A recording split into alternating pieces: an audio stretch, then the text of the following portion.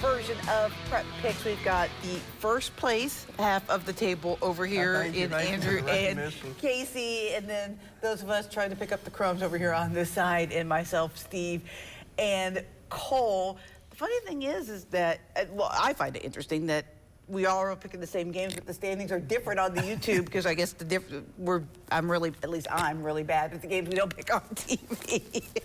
So anyway, find it interesting. We have a kind of short schedule because we're down to the nitty-gritty now. Not too many teams left. We are going to start with the 2 playoff games in Tennessee. We are down to the state quarterfinals. Greeneville at Anderson County. Andrew, you had so much fun at Anderson County last week. I'm going to let you go first. Yeah, I had a blast. We'll put it that way. If this game was at Anderson County, I'd probably pick Anderson County because it's 13 against 11. That tells you everything you need to know about his week last week. But Greeneville, I mean, I know Eddie Spradlin. I was at that game last year when Greeneville got beat the way they did by Anderson County, and I know they've had this one circled, whether it would be Elizabethton or Anderson County all year, and they are ready for this one. At home, Greeneville, I mean, Carson Quillen looks like a robot on the field right now, like one of those AI-powered robots. Eddie Spradlin says he's doing everything but doing the laundry. So give me Greeneville and Carson Quillen and that ragtag bunch of Green Devils. Yeah, Casey. I was impressed with Anderson County last week beating Elizabethton. If you would have told me that Elizabethton would have held them to 21 points, I thought they would have won that football game. The fact that Anderson County held Elizabethton to 7 points, I give them credit for that. Greeneville, when they played Elizabethton, I thought Carson Quillen was going to be, before that game, I said, I think he's going to be the best player on that field. He's only continued to do that in the last couple weeks. The one thing, though, for Greeneville is they have not been past this round in the playoffs since Kane Ballard was their head coach in 2018 when they went the second of their back-to-back state championships.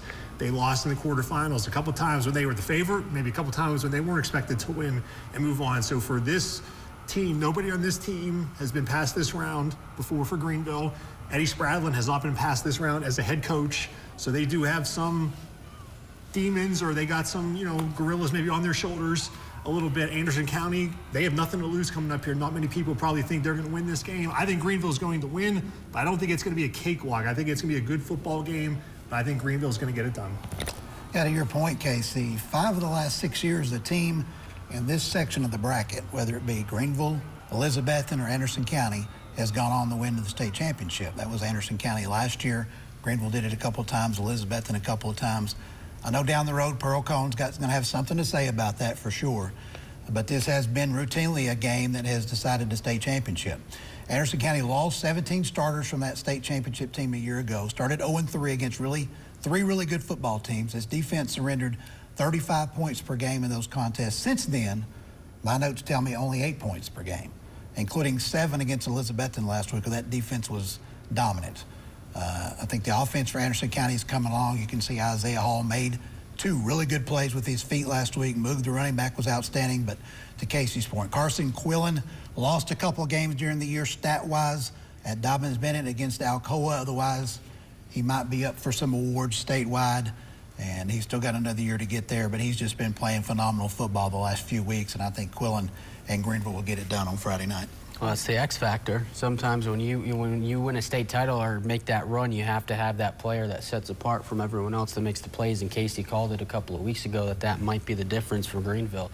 And I think it will be. That defense is good at Anderson County, but if you go up against a guy who's separates himself above everyone else and he makes a big player too, I think Greeneville gets it done. And I want to bring up something too. Everybody wants to talk about the Anderson County offense, the Moog rushing game.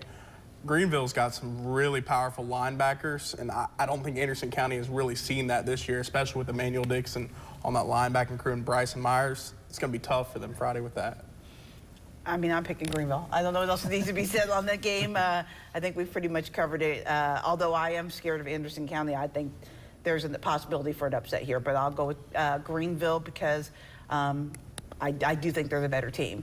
Hampton versus York in the Class 2A quarterfinals. Casey, you got? Well, I picked against Hampton last week, so that's why I'm tied with Andrew now for first place. But the Bulldogs, credit, I mean, they're down 10 points in the fourth quarter, come back and get a win. Actually, they fell behind again in the final 2 minutes and then scored again. So, I mean, great termination there. And Hampton did a great job coming back in this one. It worked for the last week. I'm going to stick with it. I'm picking York Institute and Hampton. If it works again, good for you. Well, this York Institute team has allowed only double digits by 3 opponents this year. Bledsoe County, the team that Hampton beat last week, scored 17. That's been the high water mark against the Dragons. Otherwise, it's only been about 7 points per game against York Institute, an undefeated team. The defense travels, as they say, and it has a long way to travel this week, as did the previous 2 opponents against Hampton. But you look at the common opponents, Polk County and Bledsoe County, those 2 guys scored 50 points against Hampton, only 29 against York Institute. So I think the Dragons will get the win in Hampton Friday night. Yeah, I hate doing this. Like Casey, I also picked against Hampton. You don't like to do it again, so when they won last week, I'm like, oh, I stepped in it, now we got to pick against them again. Because York Institute unbeaten, like you said, the defense is there, but also just to be able to spread games, put games away early. I mean, they've only won 2 games by less than 10 points, so they're blowing a lot of teams out. It's just another animal that Hampton has to deal with this week. Sorry, Bulldogs, got to go with York. First time I've done this year. Hate to do it, but I cannot avoid breaking this tie right now at least. Just know I'm doing it for the standings. If I lose, then I mean I'm not going out of first place. Give me York, and that's my answer right there. Yep, York. See, Hampton, Andrew values the standings more than he values you. I love Hampton, but I'm trying to bring home this trophy. I just had to do that because I know you do. And I'm going to be on everybody else's side. I just think that if Hampton, they cannot fall behind like they have in several games this year to York. It's too good of a team. So because they have had some slow starts, I'm going to make it a clean sweep. All right, let's switch over to the Virginia side. Gate City at Graham. It's a tough test for the Blue Devils, Steve, as you sit behind their helmet. Yeah, combined 12-game winning streak for these 2 teams. Gate City with 5. Graham was 7 after that loss to Union. Graham the next week beat Virginia High 21-14. That was kind of a head-scratching game as well. You think Graham would have blown those guys out, but since then Graham has blown everybody out. Scoring 312 points, averaging 52 per game. They've just been playing outstanding football. And it's been a great year, Gate City, but Graham has stopped many a good teams out of Southwest Virginia at this point and next week, and I think they'll do it again this time. Cool. Yeah, that's all I heard coming in here when I came here in August was Graham. The reason that a lot of our region teams don't make it out of the region. And then when Union beat them, it's like, oh, they might not be as good as they were last year, but that's false because they beat up on everyone else. So I think it's Graham again. Gate City, good effort. They're playing their best football right now for sure, but I don't think it will be enough this weekend. I could be right, but they played last year in the same exact game, semifinals, right at Graham. I mean, Graham is Graham. And it's Graham cracker season with s'mores, so give me Graham. Sorry, you have to follow that. I do want to give credit to Gate City Coach Housewright and his staff. You know, that middle of this season there when they lost to Abingdon at the time, no one saw that loss coming. And then they lost to Tennessee High, and Union shut them out on the game we did on TV. So they kind of hit a rough patch. But I heard him say that, you know, everything they want is still in front of them. They can regroup. They did. They had their bye week, and they've kind of rolled in the second half of the season. So to get back to this point, as Andrew mentioned, the same place they were last year, having to go to Graham in the semifinals. So kudos to Gate City. They obviously want to take that next step. I don't think it's going to be this year, though. I like the G-Men. Yeah. Everybody except for the fans of the Class 2D teams in the area want to see Graham and Union. I think this is the first half of that. I'm going to take Graham as well. Let's flip over real quick to Union 1D and another rematch of a game that Casey called on Friday Night Rivals, Patrick Henry and Honaker. Cole. Thought long and hard about this one. Maybe picking the upset here with Patrick Henry. Watched back that Rivals game earlier today.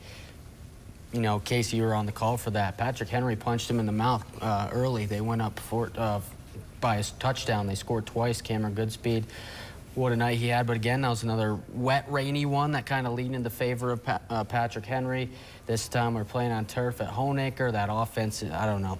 Just the way that they were able to respond, punch back, and still win that game on the road at Patrick Henry. I think they're back home this time. They might win by some more. I got to go stick with the Tigers. They're unbeaten. I got to see that first time they played last year. I mean, let's think about this back to this. Last time they played 2 years ago, Patrick Henry was up 21-0 on Honaker, who shined in that game and brought Honaker back. Aiden Lowe with 8 touchdowns that night.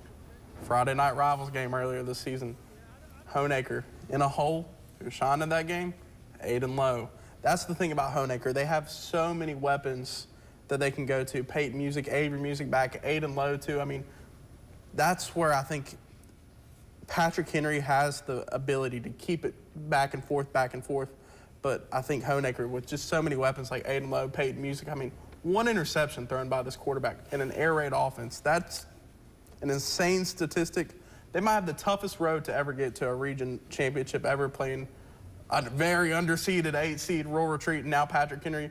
I essentially think they're playing seeds 2, 3, and 4 if they can make it to the championship next week. So give me Honaker. In that game, I mean, Goodspeed was unbelievable, except he did fumble in the second half of that game. That really kind of turned the tide when Patrick Henry was going, I believe, for a game-tying score, and he fumbled. And Honaker, I think they took some pride in the fact that they could win a physical game and be physical in the running game. They did it again against Rural Retreat last week. You know, they were losing halftime in that game. They said they decided to run the football, and that's what they did. Aiden Lowe was the best player on the field the first time these two teams met. Avery Music, as you said, he was coming back from an injury. I think he left that game with an injury. He was not 100%, but I believe he's now back as well. Just too many weapons. The way Patrick Henry plays, they have to play, not a perfect game, but they have to play close to a perfect game, the style that they have. Honaker does not have to play a perfect game to win because of that, and they're at home like the Tigers. Yeah, I almost skipped you. Sorry. It's all right. You mentioned Music. It's got 44 touchdowns through the air, but he had 3 touchdowns on the ground last week. To your point about the physical nature of that football game against Rural Retreat, this game certainly has the star power. You guys talked about Goodspeed with his 2,300 rushing yards and 43 touchdowns. Those 2 guys, I don't think I'm too far out over my skis. I think one of those 2 guys is going to be your player of the year this year. We'll see how that plays out. Definitely the front runners. Definitely the front runners, but I like what you said about the versatility of the Honaker offense. I think that's the difference in the football game. I think it'll be a higher scoring game than it was that night. Weather's going to be better. You got turf at Honaker, so I think this game could be in the 30s on Friday night, but I still like Honaker to win. I wish it was a Friday night game too. I want to bring that up too. I don't like how Virginia goes to the Saturday games. I texted Coach Tiller about that, and I said, I hate it. Just takes out the energy of a Friday night football game. And Coach Tiller's probably said, I don't care. Yeah, it's Did exactly you hate it? I completely agree with that. You know, I don't like anything about the VHL, and I don't like the fact that Gate City Volleyball is going to go on the road tonight either. Well, that's another story for another day. We're going to start a side podcast on just VHSL hot takes, because I think we all have them. We've all had our experiences. You know, it is kind of what it is in the VHSL. It does take the facade, the glamour out of high school football, but I don't know that this game needs that extra added whatever. It's become such a great rivalry with 2 coaches that are good friends. I'm going to get on the Honaker train as well, but I think this is going to be a really good game because these 2 teams just always seem to produce that. And speaking of teams that always seem to produce hype and hoopla, the Scott County Super Bowl, as they have told me multiple times on social media, they like for it to be called. Round 2, Twin Springs at Rye Cove. Andrew, we will start with you this time. I want to get this. Heather last week thought I picked Twin Springs in this game. I did not. Does that mean I'm picking Twin Springs this time? No, it does not, because it worked once before, so I'm picking Rye Cove. Both teams last week, though, this is a game that these teams struggled last week. I don't think anybody's expecting an overtime game for Twin Springs and then for Rye Cove to essentially trail all the way until the 4th quarter. I mean, both teams really need to pick up the pace if they want to compete next week against Honaker or Patrick Henry, because you put either one of those performances from round 1 next week, you can't win a region championship. But on Saturday or Friday night, this one Friday night, good job on this one, Scott County. Give me Rye Cove.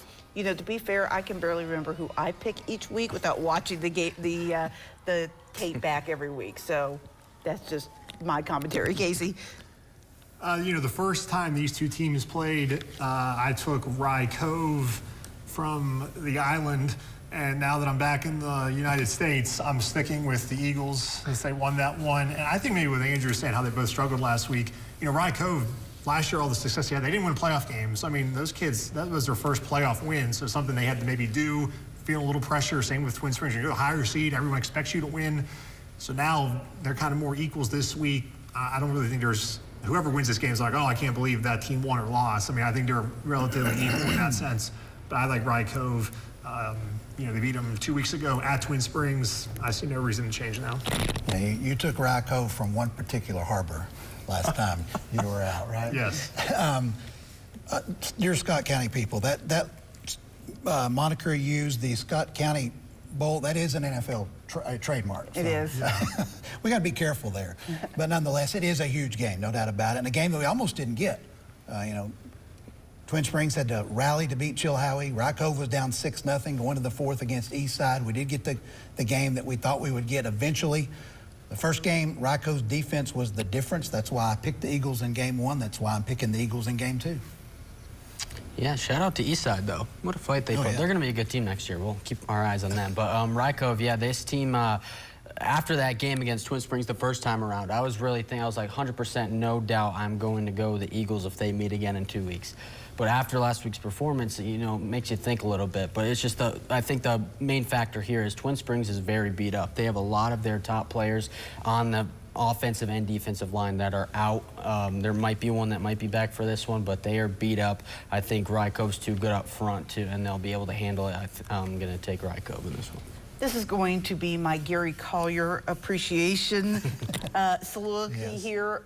We all know the history at Rye Cove and just how, for lack of a better term, dreadful that program has been at times. And I went out last year when they first started winning games. They were maybe 5 or 6-0, and talked to Coach Collier for quite some time. And he always just talked about changing the culture and making these kids believe.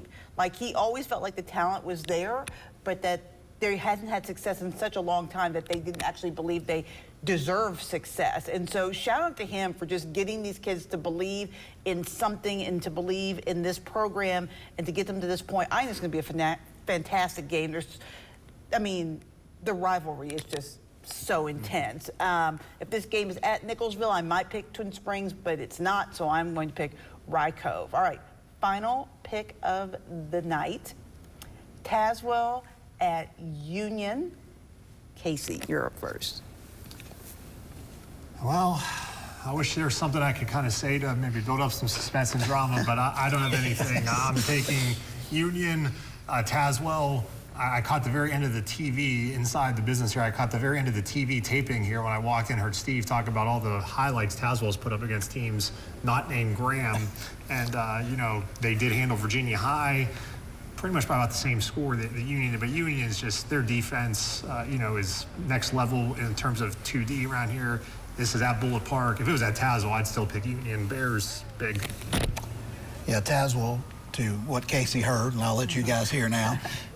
6 of the last 7 games have been wins for the Bulldogs. They've scored 312 points in those games.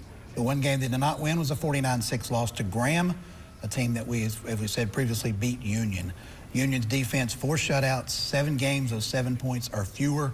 Only allowed like 42 yards last week, I should say, to Virginia High. So that Union defense, along with the arms and legs that they have on offense, especially from quarterback Rayshon Anderson. I know Carter Creasy from Tazewell's thrown for 1 million yards and about 36 touchdowns, but he won't do that against this Union defense. I'll take the Bears.